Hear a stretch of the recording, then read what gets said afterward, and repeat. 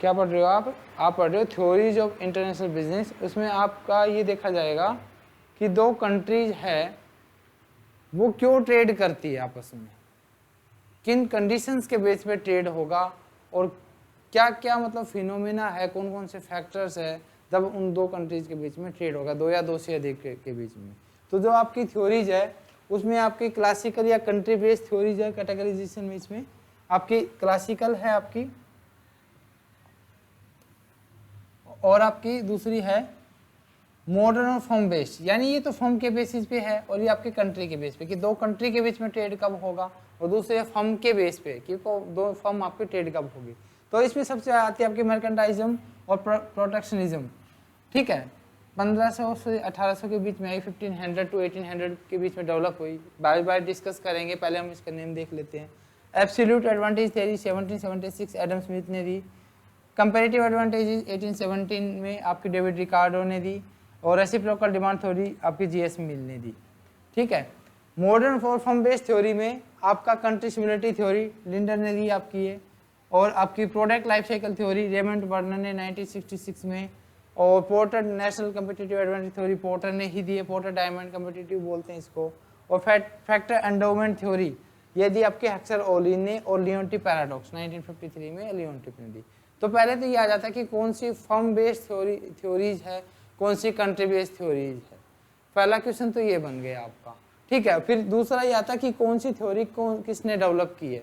तो आपका ऐसे भी आ जाता है कि भाई एब्सोल्यूट किसने दिया, एडम स्मिथ ने, कंपैरेटिव डेविड रिकार्डो ने, रेसिप्रोकल जेएस मिल, मैचिंग में भी आ जाते हैं question, country similarity theory Linder ने दी, product life cycle theory Raymond Vernon ने। तो इस तरीके से आपके क्वेश्चन आपके डेवलप होते हैं। ठीक है, अब बारी बारी से हम इसको डिस्कस करते हैं कि थ्योरीज क्या क्या कहती है। सबसे पहले आपकी मर्केंटाइज्म थ्योरी, इसका देखो एक वर्ड सुन लीजिए आप। ये जो थ्योरी फोकस करती है किस पे, ट्रेड सरप्लसेस पर। मर्केंटाइज्म थ्योरी है ये कहती है कि सभी कंट्रीज को अपने एक्सपोर्ट्स को इंक्रीज करना चाहिए और इंपोर्ट्स को डिस्करेज करना चाहिए, डिक्रीज करना चाहिए। ठीक है, इनका जो मेन फोकस होता है वो होता है ट्रेड सरप्लस पे, कि आपके एक्सपोर्ट ज़्यादा हो, इंपोर्ट कम हो, और जिससे आपका ट्रेड सरप्लस बना रहे। ये मेन फोकस होता है। यानी अगर क्वेश्चन आए कि मर्केंटाइज्म थ्योरी किस पे फोकस करती है, तो क्या कहोगे, ट्रेड सरप्लस के बेसिस पे। ठीक है, बेसिकली यूरोप में ये डेवलप हुई आपकी। इसमें क्या है, हर एक कंट्री को एफर्ट्स करने चाहिए, किस पर्पज़ के लिए, एफर्ट्स करने चाहिए अपने एक्सपोर्ट्स को इंक्रीज करने के लिए, इंपोर्ट के सब्स्टिट्यूट होने चाहिए जिससे उसको डिक्रीज किया जा सके, और आपके पास सरप्लसेस होने चाहिए। एक्सपोर्ट्स को इंक्रीज करने के लिए गवर्नमेंट सब्सिडीज दे और अदर इंसेंटिव्स दे। ठीक है, और इंपोर्ट कैसे कम किए जा सकते हैं, आप अपनी ड्यूटीज इंक्रीज कर दो और सब्स्टिट्यूट ढूंढ लीजिए।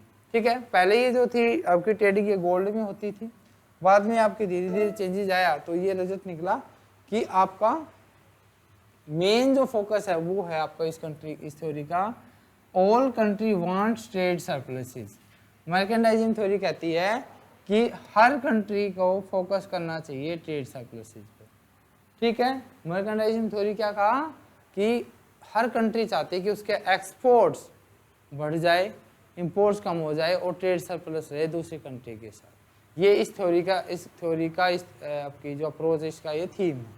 ठीक है, कैसे हो सकता है वही आपको अभी बताया कंक्लूजन में, फोकस ट्रेड सरप्लस पे होता है। आपको सब्सिडीज के थ्रू आप अपने एक्सपोर्ट्स को बढ़ाइए और इंपोर्ट को बैरियर्स के थ्रू रोकिए। ठीक है, दूसरा है आपका एब्सोल्यूट एडवांटेजेस थ्योरी। ये किसने दी, ये दी आपकी एडम स्मिथ ने, 1776 में आपकी डेवलप हुई एब्सोल्यूट एडवांटेज थ्योरी। क्या कहती है, देखो एब्सोल्यूट एडवांटेज थ्योरी ये कहती है दो कंट्री है, दो कंट्री में किसी एक पर्टिकुलर कंट्री को किसी एक प्रोडक्ट में आपकी स्पेशलाइजेशन है, वो कम कॉस्ट पर डेवलप कर लेता है, दूसरी कंट्री किसी दूसरे प्रोडक्ट को कम कॉस्ट पे डेवलप कर लेता है। तो अगर ये सिचुएशन है तो उनके बीच में ट्रेड होगा, लेकिन सभी थ्योरी कुछ ना कुछ अजम्पशन के बेस पे होती है। तो इसकी अजम्पशंस पढ़िए क्या क्या है, उसके बाद हम डिस्कस करेंगे। देखो पहली अजम्पशन है कि दो कंट्री है आपके पास, टू कंट्री, दो ही गुड्स है और वन फैक्टर ऑफ प्रोडक्शन है आपका, यानी दो प्रोडक्ट बनाएगी, कुछ भी दो प्रोडक्ट हो सकते हैं, अजम्पशन है इसकी। दूसरा दो ही कंट्री के बीच में है और एक लेबर मतलब एक फैक्टर प्रोडक्शन है, हम मान लेते हैं कि लेबर से ही सारा प्रोडक्शन होता है, तो इसको बोलते हैं 2 to 1, ठीक है। दूसरा क्या है, फैक्टर आउटपुट रेशियो आपका कांस्टेंट है। मतलब क्या है, अगर आप एक मान लो आपने फैक्टर प्रोडक्शन मान लिया, लेबर, एक लेबर यूज कर रहे तो उसने 5 kg कुछ उगाया है, 5 यूनिट बनाई है, 2 बनाओगे तो 3 10 3 15 4 15, यानी आपका जो आपका आउटपुट रेशियो है, इनपुट आउटपुट रेशियो, वो आपका कांस्टेंट रहेगा, ठीक है। सारी लेबर आपकी जो है, आपका फैक्टर प्रोडक्शन लेबर मान लिया और आपका वो होमोजीनियस है, सारे से किसी को पहले लगा दो किसी को बाद में लगा लो, आपका सेम ही रहने वाला है, ठीक है। लॉ ऑफ कांस्टेंट रिटर्न आपका अप्लाई है, मतलब सेम रिटर्न से आपको मिलेगा, मार्जिनल जो आपका प्रोडक्ट आएगा वो सेम आने वाला है, ठीक है। ये फैक्टर प्रोडक्शन 1 लगाया तो 5 आया, फिर 2 आया 5, मतलब ये आपका क्या है 5 आएगा हर केस में, ठीक है।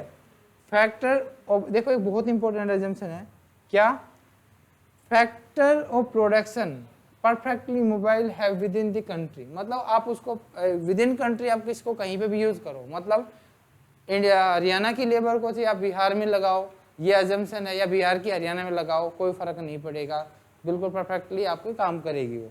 बट इम्परफेक्ट रहेगा, परफेक्टली इमोबाइल है किसमें, बिटवीन 2 नेशन, 2 नेशन के बीच, मतलब अगर मान लो आप इंडिया की किसी लेबर को यूएसए में लगाओगे तो वो उस अपनी फुल कैपेसिटी से को यूज नहीं कर पाएगा, ठीक है। ऐसे यूएसए का कोई पर्सन अगर इंडिया में आके काम करेगा तो भी वो अपने फुल कैपेसिटी को यूज नहीं कर पाएगा, तो ये आपको ध्यान रखना है, ये एजम्पशन है। फ्री ट्रेड है, कोई ट्रांसपोर्टेशन कॉस्ट नहीं है आपके पास, एक परफेक्ट कंपटीशन की कंडीशन है both goods and factor market में, गुड्स की भी और आपकी फैक्टर मार्केट में भी, मतलब गुड्स की भी जो डिमांड है वो भी आपकी परफेक्ट मार्केट है, और जो आपका फैक्टर्स है मतलब लेबर है आपकी, वो भी आपकी फैक्टर परफेक्ट मार्केट है, ठीक है। और एक और बहुत इंपॉर्टेंट एजम्पशन कि आपका बैलेंस ट्रेड है, export is equal to import, ठीक है, मतलब आपके जितना हमने एक्सपोर्ट किया है उतना ही हम इंपोर्ट करेंगे। तो ये इसकी आई है आपकी कुछ एजम्पशंस इसकी एब्सोल्यूट एडवांटेज थ्योरी की, कि एडम स्मिथ ने दी है आपकी 2-2-1 बोलते हैं, 2 कंट्री है, 2 प्रोडक्ट है, एक फैक्टर प्रोडक्शन है, फैक्टर आउटपुट रेशियो कांस्टेंट है, होमोजेनियस यूनिट है, law of constant return apply है, परफेक्टली इमोबाइल है with in the country and perfectly immobile है आपकी बिटवीन 2 नेशंस, ठीक है। फ्री ट्रेड है, परफेक्ट कंपटीशन है, ये है। अब क्या कहता है ये थ्योरी, कहती क्या है, ये कहती है 2 कंट्री के बीच में ट्रेड तब होगा जब कोई कंट्री कोई एक कंट्री किसी प्रोडक्ट का स्पेशलाइज्ड है, कम कॉस्ट पर डेवलप कर रही है, और दूसरी कंट्री किसी दूसरे प्रोडक्ट को आप क्या कर रहे हो, कम कॉस्ट पर डेवलप कर रही है, तो जो कंट्री जिस प्रोडक्ट को कम कॉस्ट पे बनाएगी उसका वो एक्सपोर्ट करेगी, और जिसकी कॉस्ट ज़्यादा आ रही है उसका वो इम्पोर्ट करेगी। देखो कैसे, हमारे नहीं कि एक एग्जांपल अपने पास कि इंडिया और चाइना 2 कंट्री है और 2 ही प्रोडक्ट है, हमारी कंडीशन क्या है कि 2 कंट्री है, 2 कंट्री कौन सी ले लिया आपने, चाइना और इंडिया, दोनों ने क्या है, एक राइस बना रही है एक व्हीट बना रही है, 2 ही प्रोडक्ट हो गए, तो ये क्या हुआ 2 और ये भी क्या हुआ 2, और अब फैक्टर ऑफ प्रोडक्शन क्या आपका लेबर, आपका मान लिया कि लेबर, ठीक है। इंडिया की एक लेबर बना रही है 2 kg राइस, 2 kg राइस, और एक लेबर बना रही है 4 kg व्हीट, तो टोटल प्रोडक्शन कितना हुआ 6 kg। ध्यान से देखो, इंडिया में अगर एक लेबर को एम्प्लॉयड किया जाता है, डिप्लॉय किया जाता है, तो 2 kg राइस बनता है और एक लेबर में 4 किलो व्हीट बनता है, टोटल प्रोडक्शन हो गया 6 का। अब चाइना में गए हम, तो चाइना में गए तो हमने देखा वहाँ पर एक लेबर 2 kg वहाँ पर व्हीट बना रही है, एक लेबर 4 kg बना रही है राइस, तो वहाँ पर भी टोटल 6 kg का। ध्यान से देखो, यहाँ पर इंडिया बना रही थी एक लेबर में 2 किलो राइस, यहाँ पर आपका 2 kg व्हीट बना रही है, ठीक है। तो ये देखो फिर प्रोडक्शन कैसे होगा, इंडिया देखो इंडिया कैसे कर सकता है, ध्यान से देखिए, इंडिया अगर मान लो अपनी एक लेबर को राइस पर ना लगाकर एक एडिशनल लेबर को यहाँ लगा दे, सेकंड लेबर को, तो यहाँ पर कितना हो जाएगा 8 kg व्हीट हो जाएगा, ठीक है। और लेबर आपका देखो इंडिया ने क्या किया, 2 आपकी लेबर में 8 kg तो उगा लिया व्हीट, चाइना ने क्या किया, 2 लेबर में आपका 8 kg क्या उगा लिया राइस। तो इंडिया क्या करेगा, ट्रेड ही देखो, बिफोर ट्रेड तो ये था इनका, ये रहा बिफोर ट्रेड, तो क्या रहा जो आपका बिफोर ट्रेड, तो ये था आपका, ये मान लो राइस लिखा मैंने, ये आपका मैंने लिख दिया व्हीट, ठीक है। ये इंडिया, ये चाइना, ये इंडिया और ये आपका चाइना। इंडिया का जो था राइस में कितना था राइस था आपका 2 kg, वीट था आपका 4 kg। चाइना का ये था 4 kg और ये था आपका 2 kg बिफोर ट्रेड। टोटल देखो दोनों का 6 आ रहा है, ये भी 6, इसका भी 6। आफ्टर ट्रेड देखो, आफ्टर इंटरनेशनल ट्रेड कैसे होगा, आफ्टर ट्रेड ये राइस ये वीट। देखो इंडिया क्या करेगा, अपनी यूनिट को राइस से हटाकर किस पे लगा देगा, वीट पर, यानी राइस 0, वीट आपके 8 यूनिट। चाइना वीट तो बनाएगा नहीं, क्या बनाएगा, राइस 8 और यहाँ पर 0। तो क्या होगा यहाँ पर, according to Adam Smith India export करेगा वीट और इंपोर्ट क्या करेगा, राइस। हाँ जी समझ में आया, हाँ जी स्टूडेंट समझ में आ गया,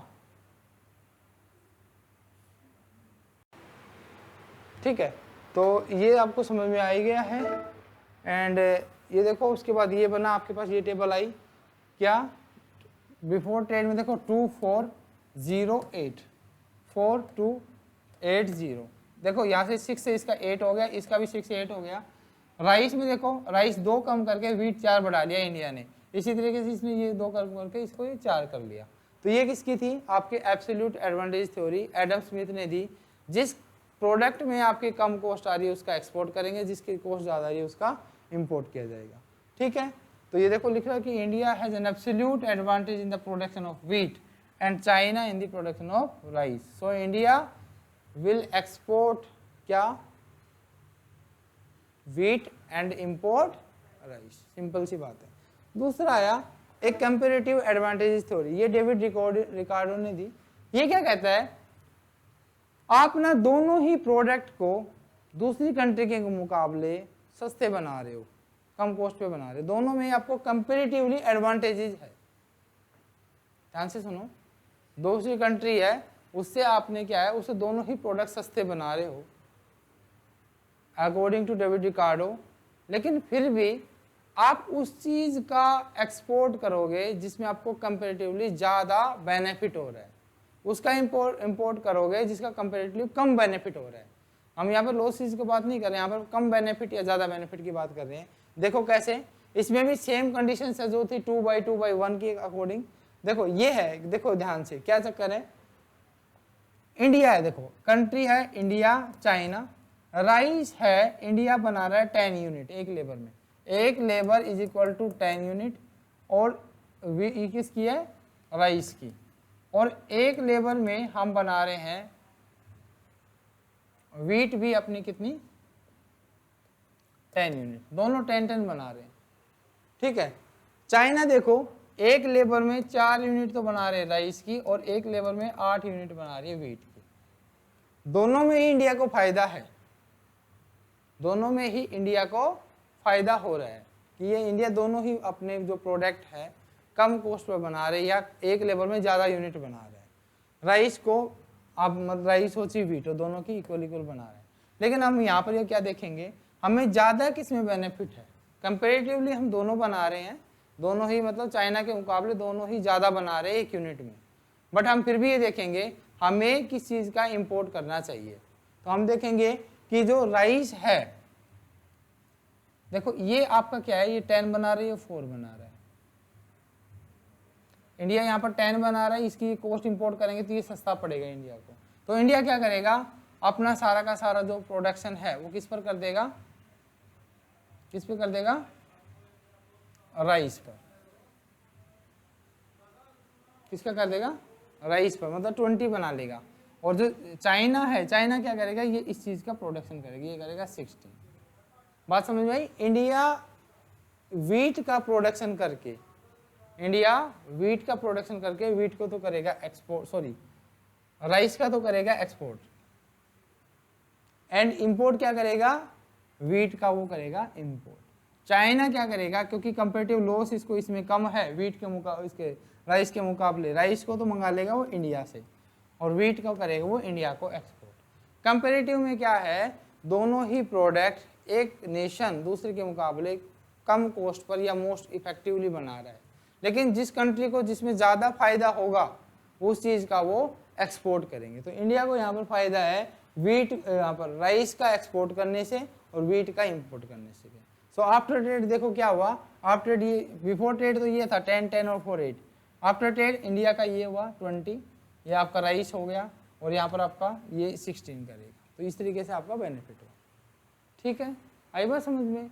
नेट इफेक्ट देखा आपने, +16 का राइस बढ़ गया, -2 आपका वीट कम हुआ, तो नेट इफेक्ट क्या है, +4 का आ गया। ठीक है, तो ये था इंटरनेशनल ट्रेड। ये क्या था, एक थोड़ा सा आपको थोड़ा कंफ्यूज नहीं हुआ कि ये 10 है आपका, ये दोनों 10 मान लिया थोड़ा, इसलिए आपको ऐसा लगा कि किस में आपको इफेक्टिवनेस है। तो हम यहाँ देखोगे हमें किस में ज़्यादा बेनिफिट है। हमें बेनिफिट किस में है कि अगर हम इस राइस बना ले और इसको इंपोर्ट कर ले, क्योंकि चाइना ज़्यादा बना रहा इसे, तो ये कम कॉस्ट पर आप बनाएगा, तो इस ये यूनिट आप क्या करोगे, इंपोर्ट, और ये राइस क्या करोगे, एक्सपोर्ट, अकॉर्डिंग टू आपका डेविड रिकार्डो। ठीक है,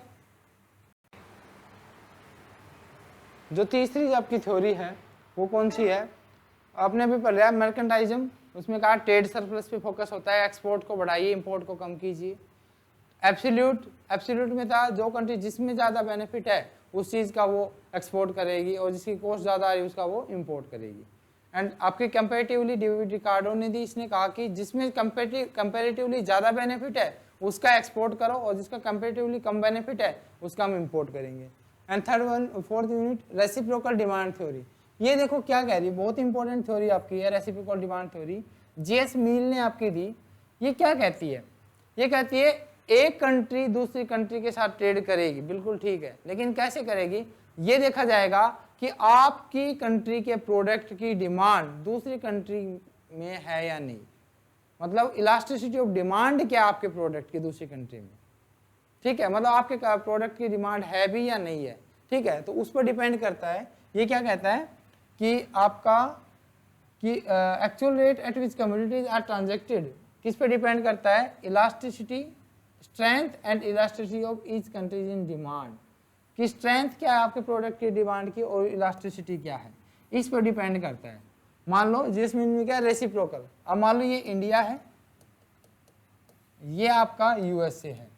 ठीक है, अब मान लो देखो इंडिया के जो फार्मास्यूटिकल प्रोडक्ट है उसकी डिमांड बहुत है यूएसए में, तो मतलब इलास्टिसिटी ऑफ डिमांड हाई है यूएसए में फार्मास्यूटिकल इंडस्ट्रीज की, तो इंडिया क्या करता है, एक्सपोर्ट करता है फार्मास्यूटिकल।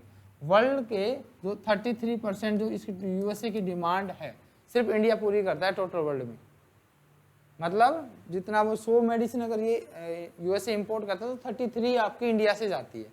सो मीन इसका मतलब क्या हुआ कि वहाँ पर इंडियन फार्मास्यूटिकल इंडस्ट्री की प्रोडक्ट की इलास्टिसिटी ज़्यादा है, सो आपकी डिमांड होगी।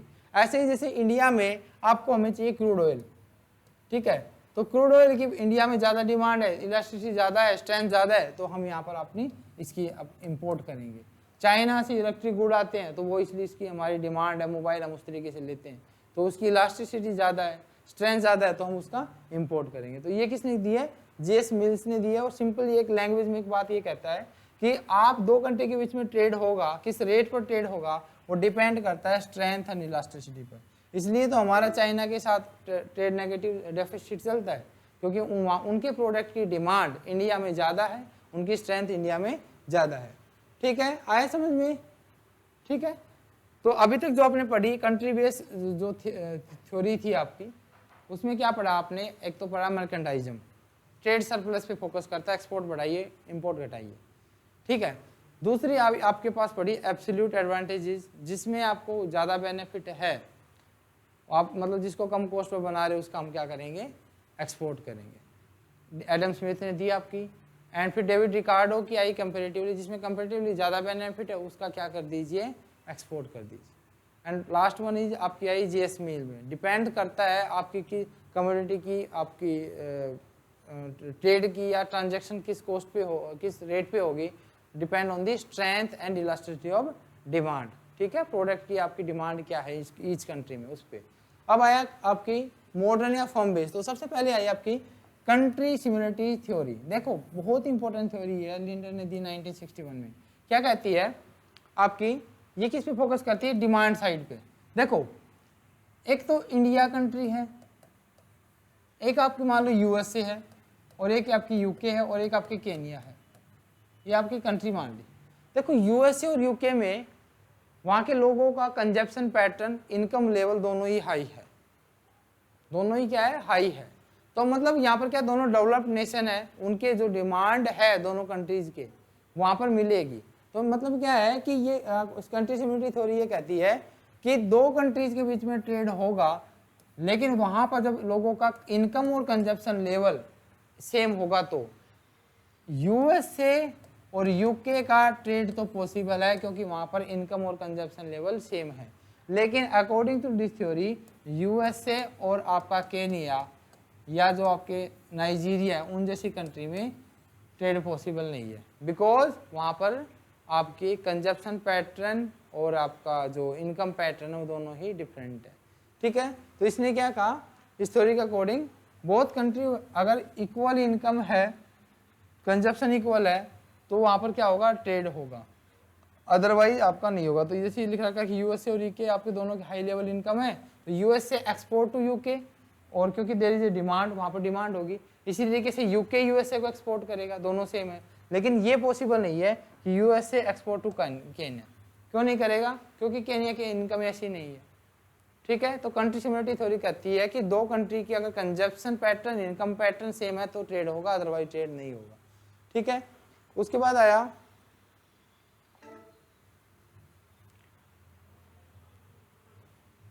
प्रोडक्ट लाइफ साइकिल थ्योरी, बहुत ही अच्छी है, रेमंड वर्नन की ये जो थ्योरी है 5 स्टेजेस में जाती है आपकी।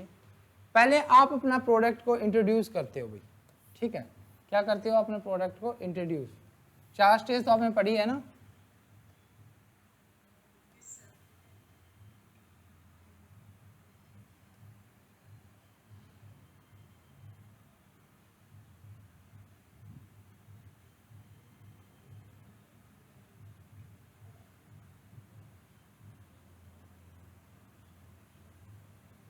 देखो भाई, ये आपके प्रोडक्ट की है डिमांड और ये है प्रोडक्शन। तो पहले स्टेज में आपने प्रोडक्ट को इंट्रोड्यूस किया, मार्केट में लेके आए, यहाँ पर आपने मार्केट में लेके आए, आप अपनी डोमेस्टिक नीड को सेटिस्फाई कर रहे हो। फिर आपने इंट्रोडक्शन में आपने ला दिया है इनोवेटिव कोई नई चीज़ लेके आए, सप्लाई की in your country. After that आप ग्रोथ की स्टेज में, यानी आपकी डिमांड बढ़ गई है और अभी फॉरेन में भी आपकी मार्केट की जाने लग गई। तो ये पार्ट जो आपका ये किसका दिख रहा है, एक्सपोर्ट का दिख रहा है। आप क्या करने लग गए, एक्सपोर्ट करने लगे। इंडिया में मांग आपकी अभी भी बढ़ रही है, लेकिन क्या होगी, सैचुरेट होने की पॉसिबिलिटी पे आ गई, तो आप एक्सपोर्ट करने लगे। क्योंकि देखो प्रोडक्शन की लाइन देखो, यहाँ से आपकी प्रोडक्शन, ये आपकी डिमांड की है, तो प्रोडक्शन अब आपकी देखो डिमांड से ज़्यादा होती है, तो ये रिमेनिंग प्रोडक्ट कहाँ जाएगा, एक्सपोर्ट होगा। ठीक है, तीसरा क्या आया आपका मैच्योरिटी। मैच्योरिटी मतलब क्या है कि आपकी डोमेस्टिक आपकी डिमांड सेटिस्फाइड हो गई है, डोमेस्टिक डिमांड क्या हो गई है, सेटिस्फाइड होगी, यानी जैसे इंडिया के प्रोडक्ट है, इंडिया में मैन्युफैक्चरिंग हो रही है, तो आपका क्या है, इंडिया की नीड आपकी सेटिस्फाइड हो गई है, अब उसको एक्सपोर्ट करना शुरू कर देते हो। ठीक है, एक्सपोर्ट अभी बढ़ने लग गया, अब मैच्योरिटी आ गई है, उसकी फुलफिल कर दी, अब आपकी हो गई डिक्लाइन, कि अब यहाँ से आपकी डिमांड कम होने लग गई है। ठीक है, ये आपकी क्या होगी, डिमांड आपकी कम होने लग गई और आपका इस तरीके से चल रहा है, ये डिक्लाइन होने लग गई आपकी यहाँ से। ठीक है, अब चीज़ क्या आई कि ये जो रिमेनिंग थोड़ी बहुत डिमांड है, हम क्या करते हैं, देखो अगर इंडिया से बनाकर दूसरी कंट्री में अपने प्रोडक्ट को भेजोगे तो ट्रांसपोर्टेशन कॉस्ट आएगी, बहुत सारी ड्यूटीज़ देनी पड़ेगी, तो आपका प्रोडक्ट है वो तो हाई कॉस्ट पे चला जाएगा। आप क्या करते हो, आप रिवर्स इंपोर्ट स्टार्ट कर देते हो, ये आपका रिवर्स इंपोर्ट स्टार्ट हो जाएगा, मतलब वहाँ पर आप एफडीआई लगाते हो और वहाँ से क्या करने लग जाते हो, इंपोर्ट स्टार्ट कर देते हो। समझ में आई बात आपको, ये वाली चीज़ आपको, हाँ जी। देखो ये था भाई आपका पूरा प्रोसेस, ध्यान से देखो, ये आपकी भाई डिमांड का ग्राफ बना लो, ठीक है, और ये प्रोडक्शन का,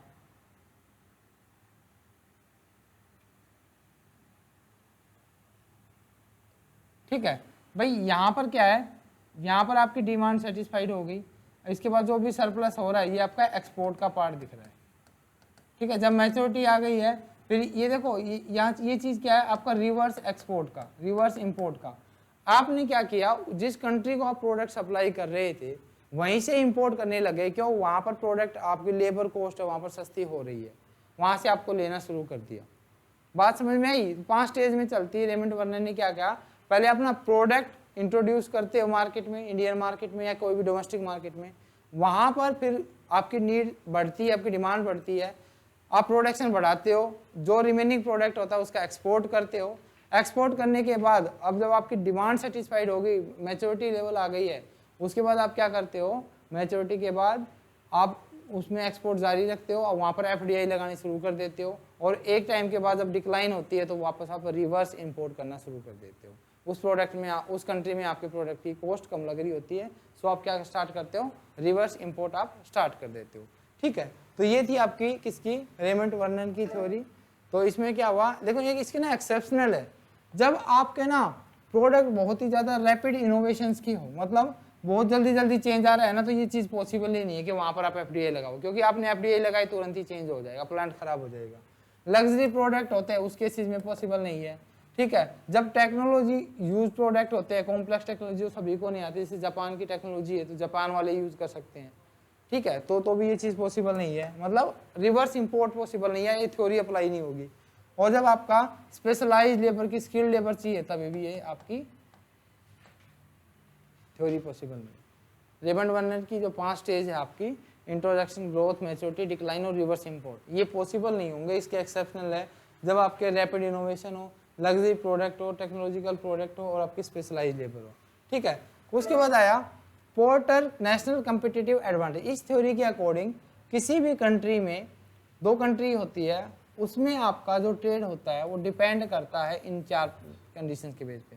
वहाँ पर आपके फैक्टर्स की कंडीशंस कैसी है, फैक्टर कंडीशन मतलब लेबर, कैपिटल, वो कितना इजीली अवेलेबल है।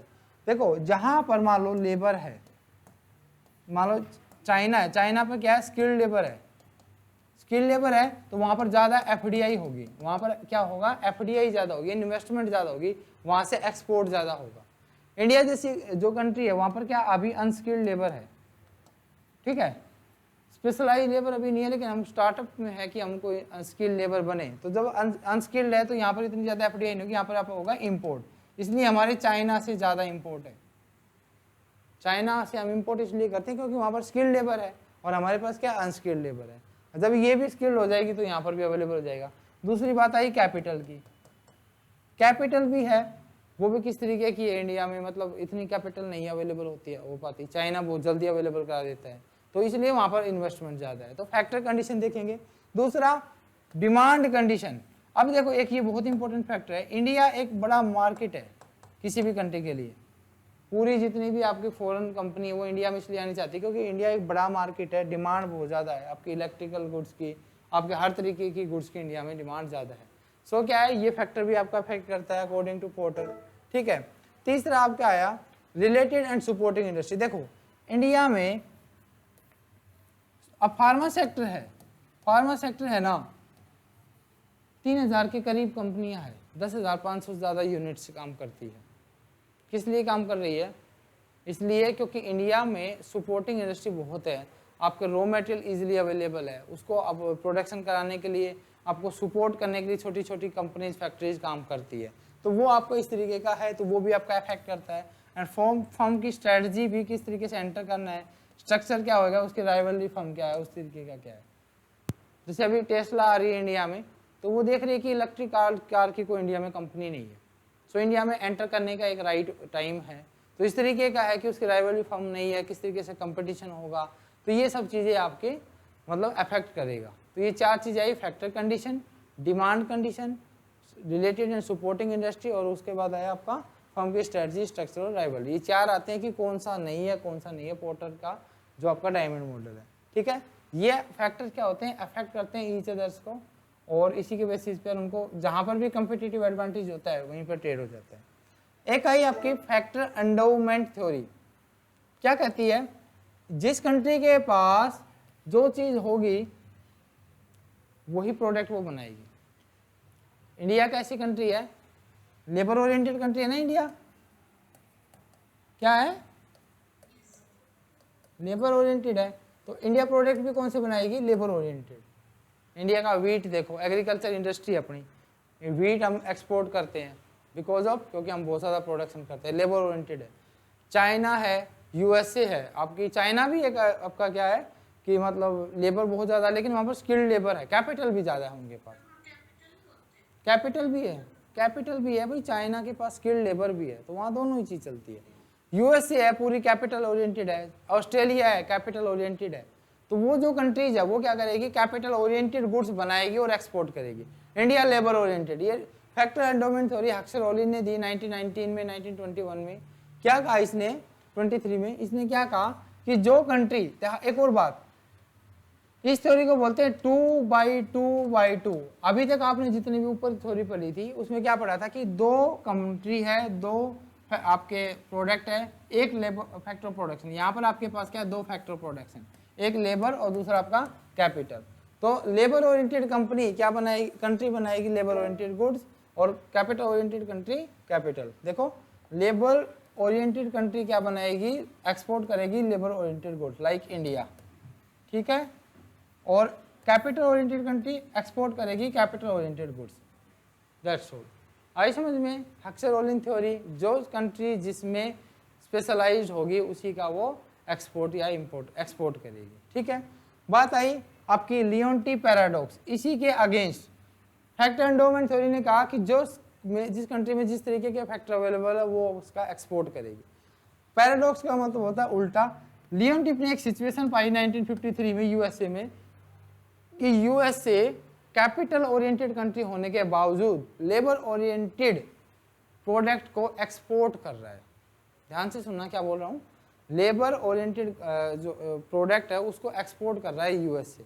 तो लियोंटी पैराडॉक्स थ्योरी ये कहती है कि ये पैराडॉक्स का मतलब होता है उल्टा, एक्सेप्शनल, कि एक capital oriented country can be export क्या, लेबर ओरिएंटेड प्रोडक्ट। सिंपल सी बात है, ठीक है। क्या है, ऑपोजिट होती है फैक्टर एंडोमेंट थ्योरी के। When capital oriented country export labour oriented goods and labour oriented country export capital goods, then Leontief paradox will happen. ये क्या होगा, लियोंटी पैराडॉक्स होगा, इनवर्स होगा। अगर सेम है तो आपका हो गया हक्सर ओलिन थ्योरी, और अगर इनवर्स हो गया है तो क्या हो गया आपका लियोंटी पैराडॉक्स, ठीक है। उसके बाद आया, अभी तक आपने देखा कि दो चीजें देखी, लेबर या कैपिटल। आपकी नई जो थ्योरी डेवलप हुई है नियो फैक्टर प्रोपोर्शनल थ्योरी। देखो ये थ्योरी क्या कहती है, अभी आपने क्या देखा कि आपने देखा कि फैक्टर कैसा है, एक तीसरा फैक्टर और अफेक्ट करता है, वो आपका क्वालिटी ऑफ फैक्टर। चाइना है, मैंने अभी बात की आपको, इंडिया में भी लेबर बहुत ज़्यादा है, चाइना में भी बहुत ज़्यादा लेबर है, लेकिन यहाँ पर वहाँ पर क्या देखा जाएगा कि चाइना की जो लेबर है वो स्किल्ड लेबर है, एजुकेटेड लेबर है, दोनों को सीखा हुआ होनी चाहिए, स्किल्ड लेबर है। तो ये चीज़ भी आपकी अफेक्ट करती है, ठीक है। तो ये जो नियो फैक्टर प्रोपोर्शन थ्योरी है वो क्या करती है, एक तीसरा फैक्टर जो लेबर है, जो फैक्टर और लेबर की क्या क्या क्वालिटी क्या है उसको भी कंसिडर करता है। तो जिस कंट्री की प्रोडक्ट उसकी क्वालिटी अच्छी होगी, लेबर की क्वालिटी अच्छी होगी, उसके प्रोडक्ट की डिमांड आपके इंटरनेशनल मार्केट में बढ़ेगी। साउथ कोरिया देखिए आप, कनाडा देखिए, क्यों, क्योंकि वहाँ की क्वालिटी ऑफ जो फैक्टर्स है वो अच्छी है। सो आप क्या कह सकते हो कि उनके प्रोडक्ट की डिमांड इंटरनेशनल मार्केट में आपकी बढ़ जाएगी, ठीक है। तो ये किसने कहा, नियो फैक्टर प्रोपोर्शन थ्योरी ने, ठीक है। आई बात समझ में भाई, ठीक है, ठीक है सर।